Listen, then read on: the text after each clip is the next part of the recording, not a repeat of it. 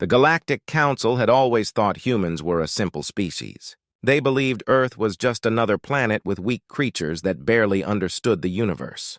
But something strange had been discovered, something about Earth that none of the aliens could explain. It wasn't their technology or their weapons. It wasn't even their science. No, it was something far less expected, their music. When the Council first heard about this thing called classical music, they were curious, but not enough to care deeply. After all, how could humans, who didn't even have space travel for long, create anything that could be of real value to the galaxy? One alien scholar, Kava, had always been interested in sound waves and vibrations. He believed every species had its own unique way of using sound, but he had never heard anything about humans being special in this way. Still, the rumors intrigued him. Humans had something called Beethoven, Mozart, and Bach, and these names kept coming up in reports from Earth. The scholars gathered in the council chamber, a large room with high ceilings, walls made of a smooth, reflective material that made even the smallest sounds echo. In the center was a device that could play audio from any planet. Kava stood at the control panel, his long fingers moving across the buttons with practiced ease. "We have received this from Earth," Kava said, his voice calm but filled with curiosity. "It is called Beethoven's Symphony No. 9. Let's see what these humans think is so special." Some of the other scholars in the room chuckled softly. They didn't expect much from this. To them, humans were too young as a species to create anything truly remarkable. As Kava pressed the button to start the music, the room fell silent. The first few notes filled the air. It started softly, just a simple melody. The aliens listened with mild interest, but nothing more. However, as the music grew louder, the room seemed to change. The vibrations of the sound waves moved through the walls, the floor, and even their bodies. One by one, the scholars stopped what they were doing. They sat up straight, their eyes wide as the music flowed through them. The melody twisted and turned, rising higher and higher, then falling gently, only to rise again. Kava, who had been standing at the control panel, found himself unable to look away from the source of the sound. His heart, or the alien equivalent of one, beat faster. He didn't understand why, but there was something in this music that grabbed hold of him and wouldn't let go. Across the room, the other scholars were experiencing something similar. They weren't laughing anymore. Instead, they were quiet, completely absorbed by the strange sounds coming from Earth. The music seemed to speak to them in a way no words ever could. As the final movement of the symphony began, the music exploded into a powerful emotional crescendo. It was loud and overwhelming, but at the same time it was beautiful. The room vibrated with the force of the music, and for a moment it felt like time had stopped. One of the scholars, a creature with 4 eyes and pale blue skin, felt something wet on his face. Confused, he touched his cheek. It was a tear. He had never cried before. In fact, his species didn't cry. But here he was, moved to tears by something he couldn't even explain. The symphony ended with a final breathtaking note. The room was silent again, but this silence felt different. It wasn't the quiet of boredom or indifference. It was the quiet of something deeper, something the scholars didn't yet understand. Kava slowly turned off the music. The scholars sat there in stunned silence, unsure of what had just happened. No one spoke for several moments. Then finally, one of the scholars whispered, "How can humans make something so powerful?" Kava didn't have an answer. But he knew one thing for sure. The Galactic Council had underestimated humans. The scholars couldn't stop thinking about the music they had heard. Beethoven's Symphony No. 9 had left a mark on them, one they couldn't shake off. Kava especially felt restless. He had spent his entire life studying sound waves, and never had he encountered something so powerful. It wasn't just the music itself, it was how it made him feel. Kava didn't know much about feelings. Like most aliens, his species had evolved to focus on logic and reason. Emotions were seen as unnecessary, even dangerous. But ever since he had heard that human symphony, Kava had felt something strange stirring inside him. It was confusing and uncomfortable, yet at the same time he couldn't ignore it. The next day, Kava and a few other scholars gathered in secret. They had decided to listen to more human music, but they didn't want the entire council to know. Some of the more powerful members of the council believed emotions were a weakness, and they wouldn't be happy to hear that alien scholars were indulging in something so emotional. "I found something new," Kava said as he activated the audio player. This one is called Mozart's Requiem. The room once again filled with music. The haunting, delicate notes washed over the group of scholars, each one feeling the weight of the melody. The music seemed to wrap around them like an invisible force, pulling them into its emotional depths. As they listened, the aliens found themselves lost in the sound. One scholar named Verna had always been strict about her work. She was known for her focus and discipline, and she often mocked other species that showed emotions too easily. But now, as she sat in the room with the others, her hands were trembling. The music filled her with something she couldn't describe. It wasn't just sadness, it was a complex mix of emotions, as if the music was speaking to her heart directly. This is strange, Verna whispered, her voice shaking. Why do I feel this? No one could answer her. Kava was feeling the same thing. The music seemed to go beyond the mind. It reached deep inside, stirring feelings they had never experienced before. For the first time, Kava felt sadness and joy at the same time, as if the music was telling him a story of loss and hope. Suddenly, another scholar stood up and stopped the music. His name was Graal, and he was a fierce believer in pure logic. He looked around the room, his large eyes narrowing in suspicion. "This is dangerous," Graal declared. "Humans use this music to manipulate us. It is weakening our minds, clouding our judgment." The room fell silent. Some of the scholars nodded in agreement, feeling guilty for being so moved by the music. After all, they had been taught that emotions were a flaw, a weakness that could lead to irrational decisions. But Kava wasn't convinced. "No," Kava said quietly but firmly. "This isn't manipulation. It's something else. The humans, they use this music to express what words cannot. They use it to communicate emotions." Verna looked up, her eyes filled with confusion. "But why? What is the purpose of feeling so much?" Kava shook his head. "I don't know, but I think humans see emotion as a strength, not a weakness. Maybe that's why their music is so powerful." The room was divided. Some scholars agreed with Graal, worried that the emotions were dangerous. But others, like Kava, wanted to know more. There was something in this music that went beyond logic, something that connected them all in ways they didn't yet understand. As the scholars left the room, Kava noticed Verna quietly wiping a tear from her cheek. She looked embarrassed, but Kava understood. They were all feeling something new, something that made them question everything they thought they knew about themselves. For the first time in their lives, the alien scholars were beginning to understand what it meant to feel. Days passed, but the alien scholars couldn't stop thinking about human music. Kava, Verna, and the others had listened to more pieces, each one different yet powerful in its own way. They heard the gentle melodies of Chopin, the dramatic works of Tchaikovsky, and the emotional depth of Bach. Each time they felt something new, sadness, joy, peace, or even hope.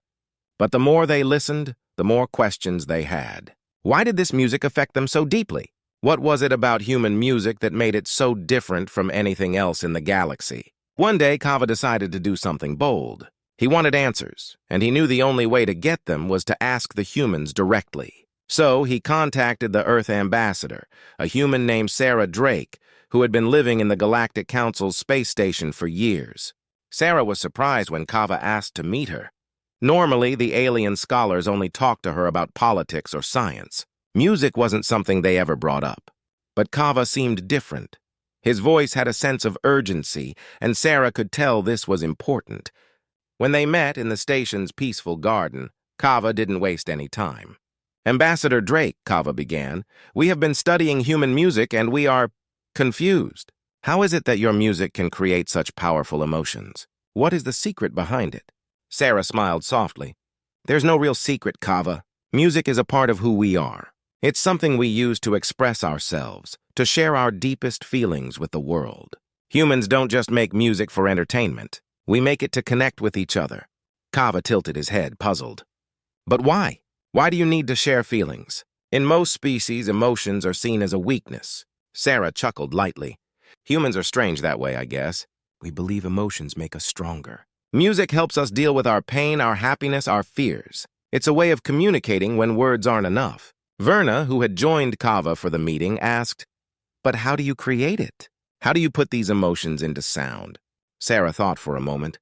"It's not just about the notes or the instruments. It's about the heart behind it. The person making the music puts a piece of themselves into it. When Beethoven wrote his symphonies, he wasn't just writing notes on a page, he was pouring his soul into the music. That's why it touches people, or in your case, aliens. You're not just hearing sounds, you're feeling the emotion the composer felt. Verna blinked in surprise. You mean we are feeling the emotions of humans who lived hundreds of years ago? Sarah nodded. Yes, it's like a message sent through time from one heart to another. That's the magic of music. Kava's mind raced. He had never thought of music this way. To him, sounds were just vibrations, waves that moved through the air. But now he understood. Music was more than that. It was a bridge between beings, a way to share the deepest parts of themselves. This changes everything, Kava whispered. If music can connect us, then it can help us understand each other in ways we never imagined. Sarah smiled. That's the beauty of it. Music isn't just a human thing, it's universal. Every species, every culture can feel it. It's something that unites us all. Verna looked thoughtful. We've spent so much time trying to control our emotions, but maybe we've been missing something important. Maybe emotions are not a weakness, but a strength, like you said. Kava nodded in agreement. For the first time, he felt like he was starting to understand what made humans so unique. Their music wasn't just a form of entertainment. It was a reflection of their soul, a way of connecting with the universe around them. As they left the meeting, Kava knew one thing for sure. Human music had opened a door to something far greater than he had ever imagined. The days turned into weeks, and the alien scholars immersed themselves in human music. They spent hours listening, discussing, and trying to understand the emotions that the music stirred within them. Kava, Verna, and their fellow scholars felt a transformation happening in their hearts. They were not just scholars anymore, they were beginning to feel like artists, too. One day, Kava suggested an idea. What if we create our own music? We have learned so much from the humans. Maybe we can express our feelings, too. Verna's eyes lit up with excitement. That sounds amazing. But how do we start? We have no instruments, and we don't even know how to play. Kava smiled. We can use what we have. We can use our voices and everyday objects. Let's gather together and experiment. The group agreed, and they found a large open space in the station. They collected various items, metal sheets, rocks, and pieces of machinery. Kava and the others stood in a circle, each holding something different. Let's begin with simple sounds, Kava suggested. We'll find a rhythm first. They started to make noise. Kava tapped a metal sheet, creating a loud clang. Verna picked up 2 rocks and struck them together, producing a sharp sound. Others joined in, hitting the floor or clapping their hands. Slowly, a rhythm emerged, and the group found themselves moving to the beat. As they played, Kava felt something stirring deep within him. The sounds they were creating were rough and unpolished, but it didn't matter. They were making music. It was a new experience, and it filled him with excitement. Now let's add some melodies, Kava called out. They experimented with their voices, humming different notes and trying to harmonize. It wasn't easy, but they laughed as they stumbled through the process. Each attempt brought more joy, and they felt a connection growing among them. Verna, who had been quiet for a while, finally stepped forward. I want to try something, she said. She took a deep breath and began to sing softly. Her voice was shaky at first, but as she continued, it grew stronger. The others stopped and listened. They were amazed by the sound that came from her. Her voice was filled with emotion, and it struck a chord deep in Kava's heart. He realized that she was not just singing words, she was sharing her feelings. The power of her voice moved everyone, and soon they began to join her. They created a song together, weaving their voices into a beautiful tapestry of sound. Tears filled Verna's eyes as she sang, and she felt a weight lift from her heart. For the first time, she understood the beauty of expressing her emotions. The music was not just a combination of notes, it was a reflection of their shared experiences, their fears, and their hopes. As the sun began to set, casting a warm glow over the garden, the scholars finished their song. They stood in silence, breathless and filled with emotion. Kava felt a sense of pride and joy that he had never experienced before. "This is amazing," he exclaimed. "We have created something beautiful together." Verna nodded, her heart swelling with happiness. "Music has power! It connects us, no matter how different we are. We can share our stories through it." The group spent the rest of the evening laughing and celebrating. They felt lighter, as if the music had opened a new door in their lives. They realized that they were no longer just observers of human culture, they were participants in it. In that moment, Kava understood the true power of music. It was more than just sound, it was a bridge between souls. It could heal, inspire, and unite. They had discovered something extraordinary, and they knew this journey was just beginning. As they left the garden that night, Kava and the scholars felt a sense of hope. They were no longer afraid of their emotions. Instead, they embraced them, ready to explore the world of music and the feelings it could bring. The sun rose brightly over the Galactic Council space station, filling the sky with golden light. Inside, the alien scholars buzzed with excitement. Today was a special day. They had invited humans from all over the station to share their music, and they were eager to show what they had created. Kava and Verna spent the morning preparing for the event. They decorated the garden with colorful banners and flowers. Kava could hardly contain his excitement. He felt like a child waiting for a festival. The music they had created was more than just sounds, it was a piece of their hearts. They wanted to share it with everyone. As the time for the event approached, humans began to gather in the garden. Sarah Drake, the ambassador, welcomed the guests with her warm smile. Kava stood nervously with his fellow scholars, glancing at the humans as they filled the space. They looked curious and excited, and Kava hoped they would appreciate what he and his friends had made. When everyone was settled, Sarah took the stage and introduced the scholars. Today, we will witness a unique collaboration between humans and our friends from the Galactic Council. They have been exploring human music and have created something special to share with us. Kava stepped forward, his heart racing. Thank you for being here. We have listened to your music and learned so much. Today, we want to show you how it has inspired us. With that, Kava and the scholars began to play their instruments. They used the metal sheets, rocks, and their own voices to create the same rhythm they had discovered in the garden. The sound was different from human music, but filled with energy and passion. As they played, Kava could see the humans listening intently, their faces lighting up with curiosity. Verna stepped forward to sing, her voice strong and clear. She poured all her emotions into the song, sharing the joy, confusion, and wonder they had felt during their journey. The scholars harmonized with her, creating a beautiful blend of alien and human sounds. The atmosphere was electric, and Kava could feel the connection between everyone growing stronger. As the final note rang out, the crowd erupted in applause. Kava felt a wave of relief and joy wash over him. They had done it! They had shared their music, and it had resonated with the humans. Sarah stepped forward, her eyes shining. That was incredible! You have shown us that music truly is a universal language. Your emotions and creativity have touched our hearts. Encouraged by her words, Kava spoke up. Thank you, Sarah. We have learned that music can connect us in ways we never imagined. It is a new beginning for all of us.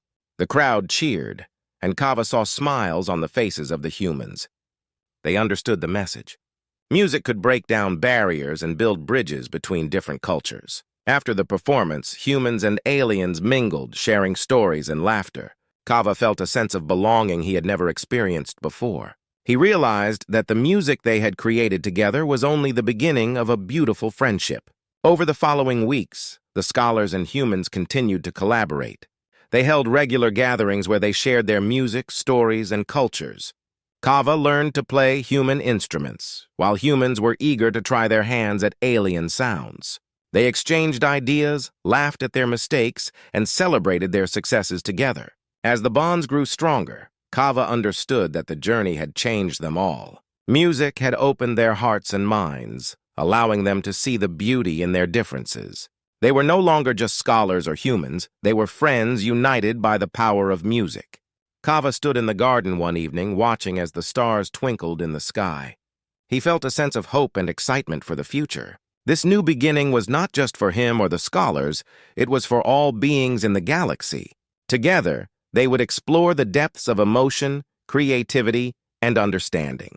As the music played on, Kava knew that they had created something lasting, something that would echo through time and space. It was a melody of friendship, a song of unity, and a celebration of life. The music would continue to weave their stories together, a reminder that they were all connected, no matter where they came from.